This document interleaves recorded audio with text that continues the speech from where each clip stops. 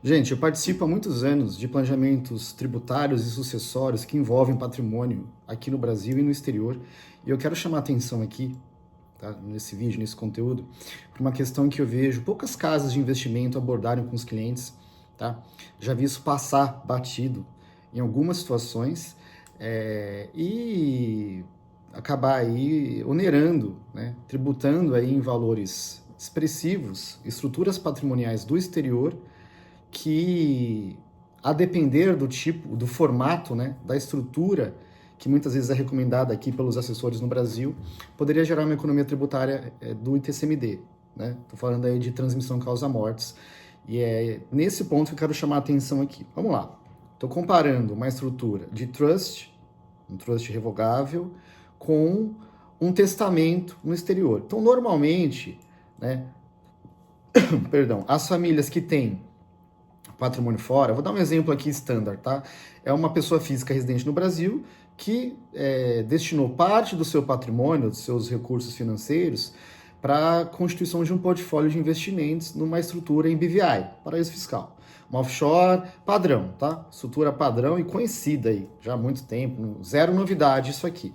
Mas onde está o comparativo que eu quero fazer? Eu até fiz aqui listei aqui para poder abordar de forma meio binária assim, mas para poder facilitar o entendimento. Então, veja, o ponto final que eu quero chegar é, ainda hoje, eu já vou dizer aqui o ponto final para depois a gente poder explicar, mas para, enfim, colocar a questão aqui na mesa. É assim, ainda hoje, tá? Diante da jurisprudência ainda vigente no STF, eu tenho aí uma possibilidade relevante de discutir a não incidência do ITCMD quando eu tenho um inventário processado no exterior, tendo em vista a norma constitucional. E estou falando isso, inclusive, após a emenda constitucional 132, tá? Que trouxe ali naquele primeiro momento aquela discussão da prescindibilidade da lei complementar, enfim, que era sempre que foi a discussão que gerou o acórdão lá em 2021, mas que ainda hoje, eu estou gravando em 2026, mas em 2025 saíram decisões aí de tribunais de justiça e até mesmo do STF, mantendo aí o entendimento que foi lá julgado em repercussão geral em 2021, de que o ITCMD para bens inventariados no exterior não pode incidir, até que haja uma lei complementar, e não existe essa lei complementar. E mesmo com a reforma constitucional, seria necessária a substituição das leis estaduais, que ainda não ocorreu. Então o ponto aqui que eu estou colocando, né, para deixar de ser técnico e ser prático,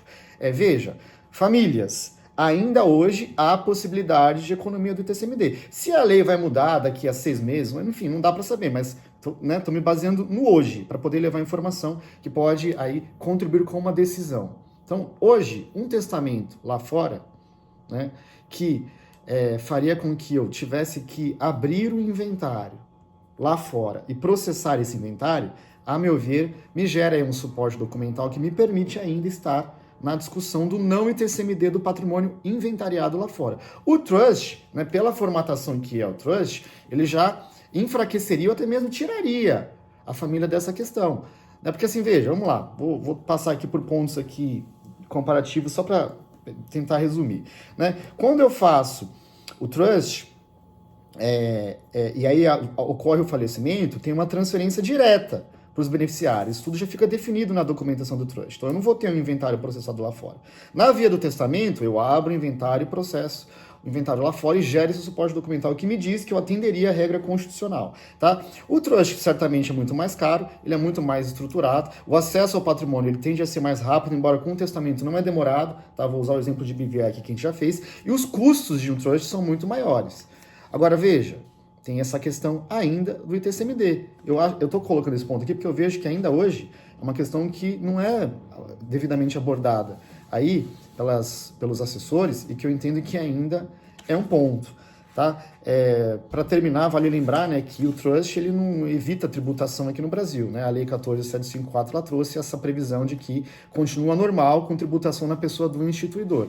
Né? A questão seria sucessória lá fora. Então, assim, ele é mais célere, ele gera aí uma gestão profissional, ele é uma estrutura internacional, né, conhecida em outras jurisdições, mas essa maior robustez e essa maior sofisticação, a meu ver, afasta aí a possibilidade de você discutir ainda em 2026 anões de incidência do ITCMD do patrimônio inventariado lá fora, tendo em vista que pela via do trust haveria em tese uma transmissão direta, tá? Questão para ser aí discutida, avaliada, fico à disposição. Agradeço por terem assistido. Se inscrevam no canal para vocês acessarem todos os nossos conteúdos aqui. O meu WhatsApp fica aqui logo no começo da descrição do vídeo. Aí, caso você tenha alguma dúvida ou queira uma assessoria, é só me chamar no WhatsApp e falar diretamente comigo. Sou o Alexandre, advogado aqui em São Paulo. Um abraço a todos.